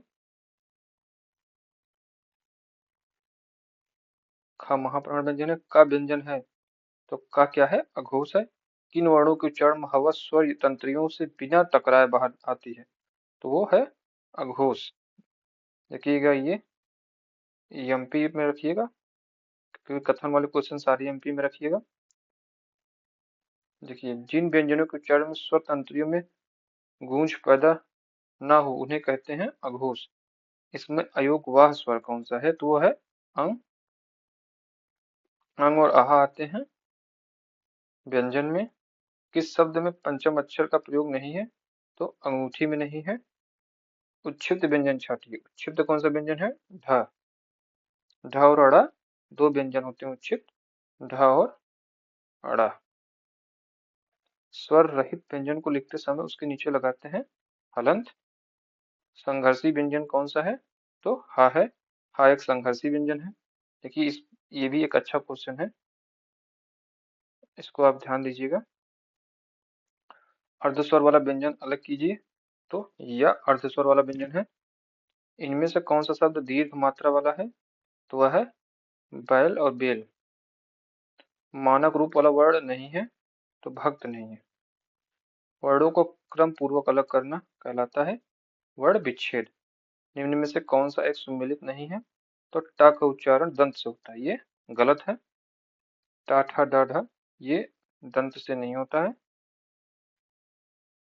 कौन सी दो ध्वनियों को अयोगवाह कहते हैं? तो अनुस्वार और विसर्ग को अयोगवाह कहते हैं। स्वरों का उच्चारण बिना किसी की सहायता से होता है। जिस स्वर के उच्चारण में दो मात्राएं लगती हैं उसे क्या कहते हैं? गुरु स्वर यानी दीर्घ स्वर। लुंठित ध्वनि कौन सी है? तो र एकमात्र लुंठित ध्वनि है। इनमें से समृद्ध स्वर कौन सा है? तो देखिए बड़ी ई समृद्ध स्वर है। इनमें से किसके बिना कोई व्यंजन उच्चारित नहीं किया जा सकता है? तो वो स्वर के बिना। निम्नलिखित में से गलत कथन छाटिए। सभी विसर्ग सघोष है, समस्त स्वर घोष ध्वनियां हैं। व्यंजन वर्गों के पहले और दूसरे व्यंजन अघोष हैं। देखिए कथन वाला क्वेश्चन आ गया। व्यंजन वर्गों के तीसरे चौथे और पांचवे व्यंजन सघोष हैं। तो देखिए ये प्रथम कथन सही होगा। इनमें से कौन सा व्यंजन संयुक्त व्यंजन का उदाहरण है? तो देखिएगा छ छत्र छत, क्षत्रिय वाला छ। ज्ञ वर्ण किन वर्णों के संयोग से बना है? तो ज और न से। हिंदी शब्दकोश में छ का क्रम वर्ण के बाद किसके बाद आता है? देखिए फिर से रिपीट किया गया क्वेश्चन है। क के बाद छ वर्ण किसके योग से बनता है? तो क और खटखोट वाले स के योग से बनता है। इनमें से किसका उच्चारण स्थान कंठ है? तो क ख ग कंठ से। देखिए ग ज झ ज ट। ताल महाप्राण संघोष कितने हैं? देखिए इसमें 0 है। देखिए इसमें आप देखेंगे महाप्राण ध्वनि एक भी नहीं है। किसके उच्चारण में वत्स की सहायता ली जा सकती है? तो स के उच्चारण में वत्स की सहायता ली जाती है। मूर्धन्य अल्प प्राण अघोष व्यंजन वर्ण का उदाहरण कौन सा है? तो वह ट है। दंत वर्ष अल्प प्राण अघोष वर्ण का उदाहरण कौन सा है? तो देखिए त है। त क्यों है? क्योंकि त एक अल्प प्राण है। देखिए ओष्ठ अल्प प्राण घोष व्यंजन वर्ण का उदाहरण कौन सा है? तो आप देखिए ब है। देखिए ब कैसे होगा, आप इसको समझ लीजिए। देखिए ओष्ठ प फ ब, तो ब हो गया। तो प फ ब तीन हो सकते हैं, पर अल्प प्राण जाएंगे तो अल्प प्राण मतलब पहला, तीसरा और पांचवा। तो पहला देखिए प, पा भी हो सकता है, फप नहीं हो सकता, वा नहीं हो सकता। तो पा और बा हो सकता है। फिर आप घोष में आएंगे तो देखेंगे घोष, घोष के हिसाब से देखेंगे तो आप देखेंगे ब भा, भ ब भा और या, दूसरा तीसरा और ओ सॉरी तीसरा चौथा और पांचवा, तो इस हिसाब से देखेंगे तो बा हो जाएगा। ओष्ठ महाप्राण घोष व्यंजन वर्ण का उदाहरण कौन सा है? देखिए भा है।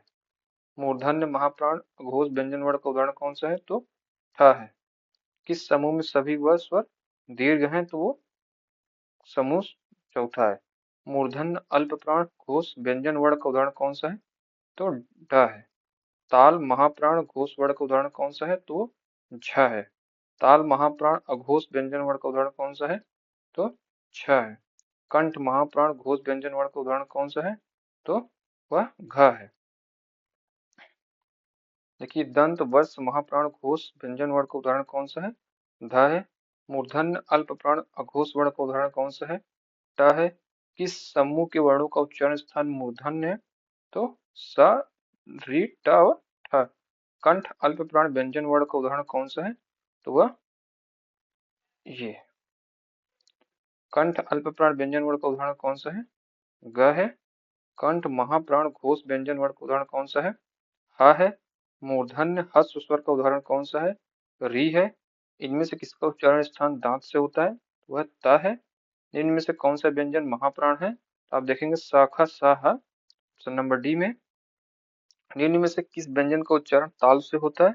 तो आप देखेंगे च छ ज। ओठ स्पर्श व्यंजन अल्प प्राण अघोष वर्ण कौन सा है? तो देखेंगे प है। निम्न में से कौन सा व्यंजन अघोष है? तो देखेंगे ख है। घ ग ड ठ त, इनमें से कितने अघोष व्यंजन है? तो देखेंगे दो अघोष व्यंजन है। इनमें से कौन सा वर्ण अघोष है? तो च है। निम्न में से व्यंजनों में नासिक की व्यंजन कौन सा है? न है। हिंदी में अल्प प्राण वर्णों की संख्या कितनी है? कुल कुल 30 अल्प प्राण वर्ण है। इनमें से किस शब्द में री की मात्रा का उपयोग हुआ है? तो वो है वृष्टि। अनुनासिक स्वरों का उच्चारण स्थान कौन सा है? तो नाक और मुंह से होता है। इनमें से किसके शब्द का आरंभ नहीं होता है? तो ड़ से शब्द का आरंभ कभी नहीं होता है। तो देखिए कौन से वर्ग के सभी व्यंजन अल्प प्राण है? तो वर्ग संख्या तीसरा है। इनमें से कौन सा दंत ध्वनि है? तो त थ द। इसका उच्चारण स्थान दंत है तो ना है। इनमें से कौन सा घोष वर्ण है? तो माँ है। फा का उच्चारण स्थान ओठ है। कौन सा वर्ण उच्चारण की दृष्टि से दंत नहीं है? तो वो ट है। च वर्ग ध्वनियों किस वर्ग में आती है? तो तालव्य में आती है। तालव्य व्यंजन का उदाहरण कौन सा है? तो च छ ज और झ। श ध्वनि के उच्चारण स्थान में से कौन सा है? तो श ताल है। व्याकरण का वह विभाग जिसके शब्द की बनावट आदि का वर्णन होता है क्या कहलाता है? तो शब्द विचार कहलाता है। देखिए अगला है 237वां। वर्णमाला का कौन सा अक्षर पुल्लिंग नहीं है? तो ई और बड़ी ई स्त्रीलिंग रहेगी हमेशा। केवल मुंह से बोले जाने वाले सस्वर वर्णों को क्या कहते हैं? तो निरानुनासिक। ऐ के उच्चारण में और की सहायता ली जाती है तो रिक्त स्थान में आएगा कंठ और तालु की सहायता ली जाती है। कंठ तालव्य दीर्घ स्वर वर्ण का उदाहरण कौन सा है? तो ए है। इनमें से किस वर्ण का उच्चारण स्थान कंठ तालु है? तो अय का कंठोष्ठ उ और अ, ओष्ठध्वर दीर्घ स्वर का उदाहरण कौन सा है? तो बड़ा ऊ। री ध्वनि किस स्वर के अंतर्गत आती है? तो ह्रस्व के अंदर। मूर्धन स्पर्श सघोष नासिक अल्प प्राण व्यंजन कौन सा है? तो ड़ है। इनमें से किस वर्णों को व्यंजन कहा जाता है? तो जिनका उच्चारण स्वरों के वर्णों की सहायता से किया जा सके। इनमें से कौन सा व्यंजन ऊष्म व्यंजन है? तो आप देखेंगे हा ऊष्म व्यंजन है। निम्नलिखित व्यंजनों में नासिक के व्यंजन है? तो न है। ह सुदीर्घ व दीर्घ इनमें से किसके प्रकार हैं? तो स्वरों के। इनमें से कौन सा ऊष्म व्यंजन है? तो आप देखेंगे बड़ा वाला सा। ओठों की आकृति के आधार पर निम्नलिखित में से कौन सा आवृत्ति मुखी स्वर है? तो छोटी ई। निम्नलिखित प्रश्न में 4 विकल्प में से उस सही विकल्प का चयन करें जो वर्ण स्वर की सहायता से बोले जाएं या उन्हें क्या कहा जाता है? तो उन्हें व्यंजन कहा जाता है। तो देखेंगे 4 विकल्प दिया गया है। तो आपको व्यंजन को स्वर रहित दिखाने के लिए किस चिन्ह का प्रयोग किया जाता है? तो हलंत का। स्वर रहित व्यंजन जब स्वर सहित व्यंजन से मिलता है तो क्या कहलाता है? तो संयुक्ताक्षर कहलाता है। स्पर्श दंत अघोष और महाप्राण वर्ण कौन सा है? तो था है। कौन सा व्यंजन नासिक द्वारा उच्चारित होता है? वो ड़ा है। ड़ों के कितने भेद हैं? तो 2 भेद हैं। इनमें से कौन सा व्यंजन ऊष्म है? तो खटखोट वाला सा। निम्न में से दंत ध्वनियां हैं? तो ला। निम्न में से कौन सा वर्ण अघोष है? तो च। निम्न में से कौन सा वर्ण अघोष है? तो क। कौन से शब्द में र व्यंजन नहीं है? तो आप देखेंगे मातृभूमि में र नहीं है। वर्णों के समुदाय को कहते हैं वर्णमाला। शब्द की सबसे छोटी इकाई वर्ण कहलाती है। देखेंगे निम्न में से तालव्य ध्वनि है? तो आप देखेंगे स। यार अलावा एक अंतस्थ व्यंजन है। वर्णों के कितने भेद हैं? तो 2। ड और ढ को क्या कहा जाता है? विकसित वर्ण। च छ ज झ उदाहरण है स्पर्श संघर्षी व्यंजन के। संधि स्वरों के उपभेद कौन से हैं? तो दीर्घ स्वर और संयुक्त स्वर। ई और बड़ी ई किस प्रकार के वर्ण हैं? तो आप देखेंगे तालव्य हैं। स्वर के कितने प्रकार हैं? तो आप देखेंगे 2 प्रकार हैं। ह्रस्व दीर्घ और लुप्त किसके प्रकार हैं? तो स्वरों के प्रकार हैं। ह्रस्व स्वर कौन सा है? तो छोटा आ ह्रस्व स्वर है। तालव्य ध्वनियां कौन सी हैं? तो आप देखेंगे उपयुक्त में से एक से अधिक। च वर्ग का व्यंजन है? तो आप देखेंगे उपयुक्त में से एक से अधिक। अर्धस्वर है? तो एक से अधिक। अल्पप्राण ध्वनि कौन सी है? तो देखेंगे च। ख और ध ध्वनि किस प्रकार की है? तो ये महाप्राण है। प्रत्येक वर्ग का प्रथम द्वितीय वर्ण किस प्रकार का है? तो अघोष है। घोष ध्वनि कौन सी है? तो डी यानी उपयुक्त में से एक से अधिक। स्पर्श व्यंजन है, स्पर्शी व्यंजन है वो तो उपयुक्त में से एक से अधिक। प्रकंपी व्यंजन है? तो आप देखेंगे प्रकंपी व्यंजन कौन सा है? तो ऑप्शन नंबर बी में यानी सा। निम्न में से अंतस्थ व्यंजन नहीं है? तो प अंतस्थ व्यंजन नहीं है। सजाती स्वर ध्वनि स्वर संधि या मूल दीर्घ स्वर का कौन सा समूह सही है? तो देखेंगे समूह संख्या 1 सही है। अ बड़ा ई बड़ी बड़ा उ। विजातीय स्वर संधि या संयुक्त दीर्घ स्वर का कौन सा समूह सही है? तो ऑप्शन नंबर बी देखेंगे। देखिए मूल स्वर जड़ स्वर नैसर्गिक स्वर का कौन सा समूह सही है? तो छोटा आ बड़ी छोटी ई छोटा ऊ और री। संधि स्वर कृत्रिम स्वर या बनावटी स्वर का कौन सा सही समूह है? तो देखिए ये। समृद्ध स्वर कौन सा सही समूह है? तो आप देखेंगे डी। अल्प प्राण ध्वनियों का कौन सा सही समूह सही है? तो आप देखेंगे क सॉरी ए। महाप्राण ध्वनियों का कौन सा समूह सही है? तो ऑप्शन नंबर बी सॉरी। देखिए हम अगले प्रथम वर्णमाला अध्याय के भाग 2 में है जिसका जो टॉपिक है विराम चिन्ह। अब हम विराम चिन्ह में हैं। तो सर्वप्रथम बात होती है कि विराम चिन्ह का प्रयोग हिंदी में किया क्यों जाता है? तो देखते हैं कि विराम चिन्ह विराम का मतलब ही होता है ठहराव यानी रुकना। जब आप कोई शब्द कोई वाक्य बोलते हैं तो बीच बीच में आप ठहराव देते हैं ताकि वो शब्द जो है वो सुंदर लग सके, स्पष्ट और रोचक लग सके। देखिए, परिभाषा की बात करते हैं तो भाषा के लिखित रूप से अभिव्यक्ति को सरल, सहज, रोचक, स्पष्ट बनाने के लिए जिन चिन्हों का प्रयोग किया जाता है उन्हें हम विराम चिन्ह कहते हैं। देखिए, अब विराम चिन्हों के भेद की बात आती है तो श्री कामता प्रसाद गुरु ने विराम चिन्हों के कुल कितने भेद बताए हैं? तो आप देखेंगे कुल 20 भेदों का जिक्र किया है।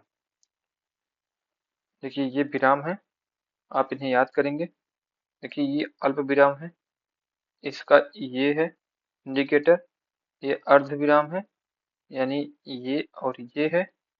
देखिए, ये पूर्ण विराम है, ये प्रश्नवाचक आप जानते ही, आश्चर्य जानते ही हैं आप, निर्देश देने के लिए इसका प्रयोग।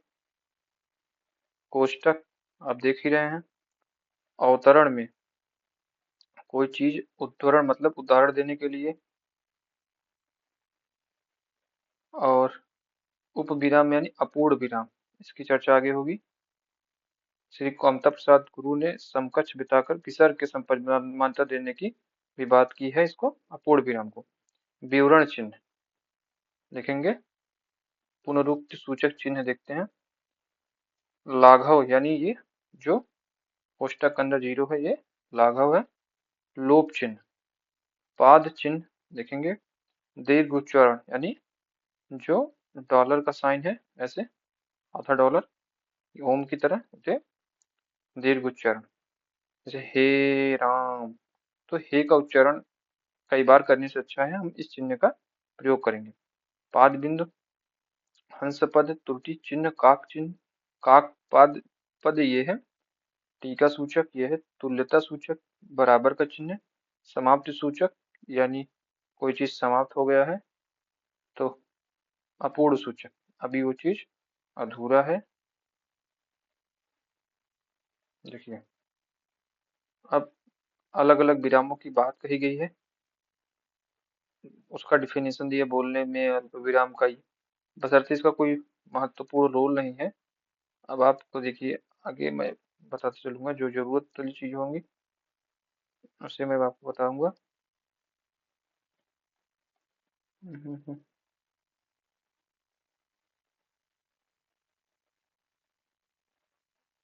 देखिए, सभी 20 जो है चिन्हों को डिफाइन किए गए।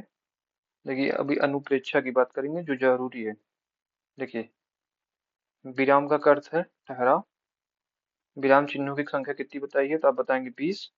अल्प विराम का चिन्ह है ये, अर्ध विराम है ये, हंस पद किस विराम का एक अन्य नाम है? तो त्रुटि चिन्ह का। राम कहाँ जा रहा है इसमें प्रश्नवाचक लगेगा। पूर्ण विराम का प्रयोग किया जाता है वाक्य के अंत में। देखिए, ये पूर्ण विराम का साइन है। उप विराम चिन्ह क्या है? देखिए, डबल डॉट, ये उप विराम है। किस विराम चिन्ह का प्रयोग सर्वाधिक होता है? तो अल्प विराम। उद्धरण चिन्ह का प्रयोग कब किया जाता है? जो कथन का ज्यों का त्यों लिखा जाता है। संक्षिप्त रूप दिखाने के लिए विराम चिन्ह इसका प्रयोग किया जाता है। निर्देशित चिन्ह का प्रयोग किया जाता है संकेत दिखाने के लिए। रात्रि निशा में रिक्त स्थान पर उचित चिन्ह का प्रयोग कीजिए। लोप निर्देशित का प्रयोग किया जाता है। पूर्व बात की पुनरुक्ति करनी हो तो ऐसे चिन्ह का प्रयोग। ठीक है, ये सब आप ऊपर देख लिए हैं। अब हम प्रश्नों की बात करते हैं। इसमें लगभग 90 या 87-90 प्रश्न हैं। तो देखिए, जरूरत हमें इस चीज की है, निम्न में से सही विराम चिन्ह से युक्त वाक्य का चुनाव कीजिए। तो देखिए, जिस वाक्य में सही विराम चिन्ह का प्रयोग किया, देखिए सुनो डैश, सुनो डैश, वह गा रही है। देखिए, राम और लक्ष्मण के साथ जिस विराम चिन्ह का प्रयोग किया गया है ये विस्मयादिबोधक चिन्ह है, तो ये गलत है। देखिए, राम नरेश गोबर गणेश है। राम नरेश के बाद ये लगना चाहिए था। क्या आप हरिद्वार से आ रहे हैं? तो यहाँ ये लगना चाहिए था, इसलिए ये सही है। देखिए, ये मिलान है, तो आपको दिखाना होगा कौन सा कोष्ठक। देखिए, अल्प विराम, आप देखिए अल्प विराम कौन सा है? ये है। देखिए, कोष्ठक ये है। संक्षेप सूचक और योजक, देखिए ये दोनों, ये निम्नलिखित वाक्यों में से कौन सा वाक्य विरामार्थ चिन्ह की दृष्टि से शुद्ध है? क्रोध चाहे जैसा भी हो, क्रोध चाहे जैसा भी हो। तो देखिए, क्रोध चाहे जैसा भी हो, आगे पढ़ने से पहले हम आगे देख लें। क्रोध के बाद वाला जो साइन लगा है, इसमें देखें क्रोध के बाद डैश लगेगा। डैश यानी अल्प विराम, चाहे जैसा भी हो, फिर अल्प विराम मनुष्य को दुर्बल बनाता है, तो ये सही रहेगा। हंस पर विराम चिन्ह का प्रयोग होता है वाक्य पूरा करने के लिए, लिखे में अक्षर छूटने का संकेत देने के लिए, तो ऑप्शन डी सही रहेगा। आना जाना में अपेक्षित विराम चिन्ह कौन सा होगा? योजक, आना को जाना से जोड़ने के लिए हम देखेंगे इस चिन्ह का प्रयोग करेंगे। निम्न में से किस वाक्य में विराम चिन्हों का सही प्रयोग नहीं हुआ है? हे प्रभु मुझे शक्ति दो, वह घर आया या नहीं, ठीक, राम राम उसने यह क्या कह दिया, तुम समझते हो कि वह निरा बालक है, परंतु वह अच्छे अच्छों के कान काटता है। तो आप देखेंगे डी में एरर है। निम्न में से लोप सूचक चिन्ह कौन सा है? तो लोप पहला है। क्या कोई तारे गिन सकता है, वाक्य में किस चिन्ह का प्रयोग हुआ? तो आप देखेंगे प्रश्नवाचक चिन्ह। क्या से प्रश्नवाचक चिन्ह का बोधन हो रहा है। कोष्टक में दिए गए विराम चिन्ह का नाम क्या है? ये अर्ध विराम है। हंसपद विराम चिन्ह कौन सा है? तो आप देखेंगे ये डी है। किसी के द्वारा कहे गए कथन को मूल रूप से लिखने के लिए कौन सा विराम चिन्ह प्रयुक्त होगा? तो उद्धरण चिन्ह। मुझे बाहर जाना है, रेखांकित चिन्ह को पहचानिए। तो मुझे बाहर जाना में जो रेखांकित चिन्ह है वो क्या है? पूर्ण विराम है। किसी पद, उपवाक्य आदि की विशेषता दिखाने के लिए शब्द के नीचे एक रेखा खींचते हैं, उसे कहते हैं अधोरेखा। दो समानार्थी शब्दों की पुनरुक्ति के बीच में किस विराम चिन्ह का प्रयोग होता है? तो वो है योजक। ये वाला आना जाना जो आपको पहले बताया था। कोष्ठांकित विराम चिन्ह का नाम क्या है? तो कोष्ठांकित विराम चिन्ह का नाम क्या है? अर्धविराम। कोष्ठक में किया गया चिन्ह किसका है? तो वो हंसपद चिन्ह है। किस वाक्य में विराम चिन्ह का उचित प्रयोग नहीं हुआ है? मैं मनुष्य में मानवता देखना चाहती हूँ, उसे देवता बनाने की मेरी इच्छा नहीं है। यह दूर से, बहुत दूर से आ रहा है, सुनो सुनो वह गा रही। तो अब देखेंगे ये जो है सही नहीं है। विराम चिन्ह प्रयुक्त होता है संयोजक चिन्ह, जहाँ वाक्य की गति अंतिम रूप ले ले, विचार के तार टूट जाए, वहां किस चिन्ह का प्रयोग किया जाता है? तो वहां पूर्ण विराम, यानी कथन पूर्ण हो गया है। किसी की कही हुई बात को स्पष्ट करने के लिए वाक्य के अंत में किस चिन्ह का उपयोग करते हैं? तो विवरण चिन्ह का। किसी अक्षर का या शब्द पर विशेष बल देने के लिए किस चिन्ह का प्रयोग किया जाता है? तो इकहरा उद्धरण का। इकहरा उद्धरण, देखिए इसका ये साइन है। निम्न में प्रश्नवाचक चिन्ह कौन सा है? तो ये है निर्देशित चिन्ह। आप देखेंगे तो ये है। कौन सा विराम चिन्ह का प्रकार नहीं है? तो आप देखेंगे उपदेशक विराम चिन्ह का प्रकार नहीं है। निम्न में से कौन सा अल्प विराम है? तो आप देखेंगे ऑप्शन नंबर सी अल्प विराम है। ये प्रश्न काफी बार पूछा गया है। प्लस प्लस प्लस रेखांकित चिन्ह कौन सा है? ये साइन कौन सा है? तो लोप सूचक, यानी कोई चीज छूट गया है। दो समानार्थी शब्दों की पुनरुक्ति के बीच में विराम चिन्ह का प्रयोग होता है तो योजक का। निम्नलिखित चिन्हों में से पूर्ण विराम को पहचानिए। तो पहला वाला है। उद्धरण चिन्ह का प्रयोग कहाँ होता है? जब किसी के स्थान कथन को ज्यों का त्यों उद्धृत किया जाए। मनोविकार सूचक शब्दों, वाक्यांशों का वाक्य के अंत में किस चिन्ह का प्रयोग होता है?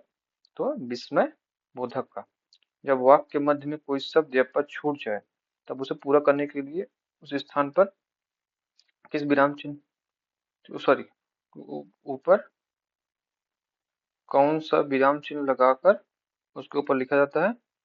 तो आप देखेंगे उसके ऊपर कौन सा लिखा जाता है? हंस पर विराम चिन्ह।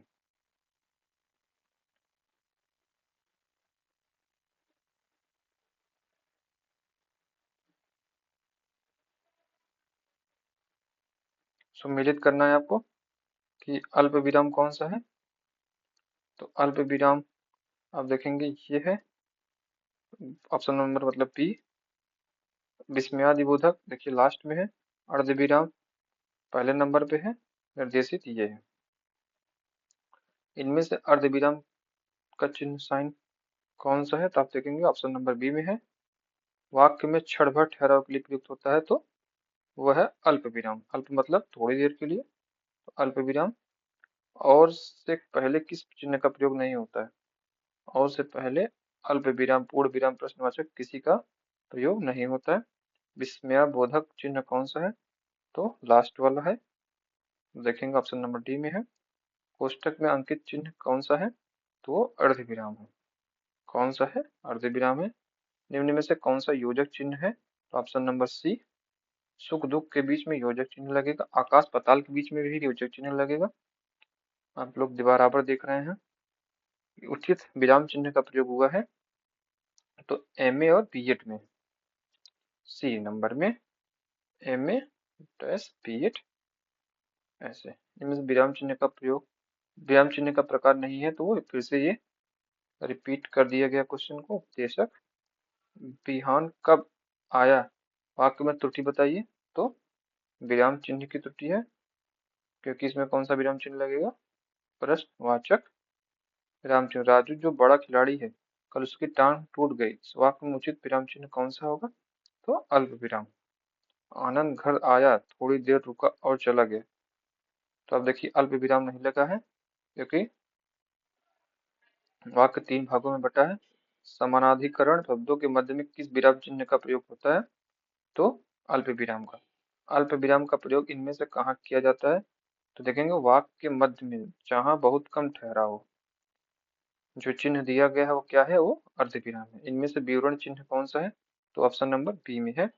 वाक्य में जहाँ पूर्ण विराम की तुलना में कम रुकना होता है वहां किस चिन्ह का प्रयोग किया जाता है, वहां अर्ध विराम का। मिश्रित तथा संयुक्त वाक्यों में विरोध का भाव प्रकट करने के लिए किस विराम चिन्ह का प्रयोग किया जाता है, तो अर्ध विराम का।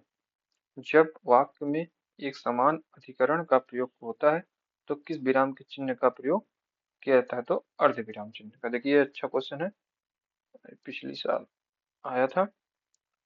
निम्न में से किस वाक्य में अर्ध विराम का प्रयोग हुआ है, तो आप देखिए ऑप्शन नंबर सी में आइए। आलस मनुष्य का शत्रु है, अर्ध विराम, इससे दूर रहें। निम्न में से कौन सा अर्ध विराम का साइन है, तो बी। देखिए निम्न में से कौन सा योजक का चिन्ह है, तो डी। सॉरी डी तो निर्देशित का चिन्ह है, योजक का चिन्ह है ऑप्शन नंबर बी। दो शब्दों के बीच प्रयोग किए जाने वाले चिन्ह को क्या कहते हैं, वो योजक चिन्ह। हे भगवान मेरी रक्षा करो, विस्मयादिबोधक चिन्ह का प्रयोग होगा। घृणा आश्चर्य हर्ष आदि भाव को व्यक्त करने वाले शब्दों में विस्मयादिबोधक चिन्ह। मनोभाव को सूचित करने वाले शब्द किस अव्यय के बोधक होते हैं, तो विस्मयादि बोधक होते हैं। अब देखेंगे अरे वाह, तो ये आपका आगमन तो आकस्मिक हुआ, तो इसमें आप देखेंगे तो विस्मयादि बोधक चिन्ह का प्रयोग हुआ किया जाएगा। ओह, ये एक बहुत कठिन समय आया है, देखिए वाकई।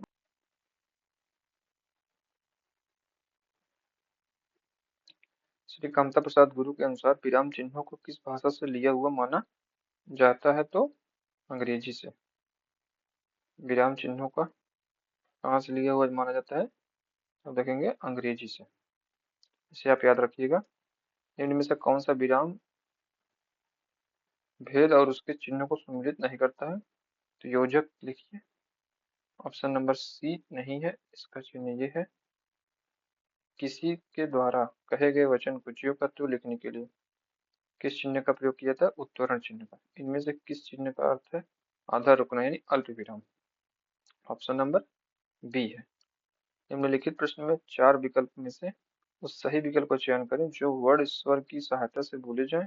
उन्हें क्या कहा जाता है, तो उन्हें व्यंजन कहा जाता है। निम्नलिखित प्रश्न में 4 विकल्पों में से उस सही विकल्प का चयन करें जो बताया गया है कि व्यंजन को स्वर रहित दिखाने के लिए किस चिन्ह का उपयोग किया जाता है? तो हलंत का।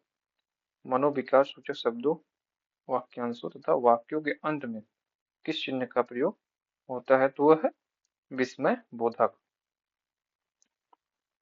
जब वाक्य के मध्य में कोई शब्द या पद छूट जाता है तब उसे पूरा करने के लिए उस स्थान पर कौन सा विराम चिन्ह लगाकर उसके ऊपर लिखा जाता है? तो वह हंस पद विराम चिन्ह। पाद चिन्ह को श्री कामता प्रसाद गुरु जी ने किस नाम से अभिहित किया है? तो रेखा। वाह तुम आ गए, वाह के पश्चात कौन सा चिन्ह आएगा? विस्मयादि बोधक चिन्ह। निम्न में से प्रश्नवाचक चिन्ह ये विस्मयादि बोधक चिन्ह है। आह कितना सुंदर दृश्य। आह के बाद विस्मयादि बोधक चिन्ह का प्रयोग हुआ है। उन दिनों फोटो नहीं खींची जाती थी, भला यह कैसे कहा जा सकता है? ऊपर दिए गए वाक्य में सही विराम चिन्ह का लगाने पर वाक्य क्या होगा? तो अब देखिए इसमें से डी, उन दिनों फोटो नहीं खींची जाती थी, विराम, भला कैसे कहा जा सकता है? प्रश्नवाचक चिन्ह। कौन सा विराम चिन्ह दो पृथक सत्ताओं या दो शब्दों को जोड़ता है? वो है योजक चिन्ह। कबीर वाड़ी के डिटेक्टर थे, इस वाक्य में किस विराम चिन्ह का प्रयोग हुआ? तो उद्धरण। इसमें कबीर की वाणी का उदाहरण पेश किया गया है। तो देखते हैं, खत्म हो गया है। तो दोस्तों अब इसके बाद अगला अध्याय आप सभी की समझ जल्द ही आएगा। आप चैनल को सब्सक्राइब कर लीजिए।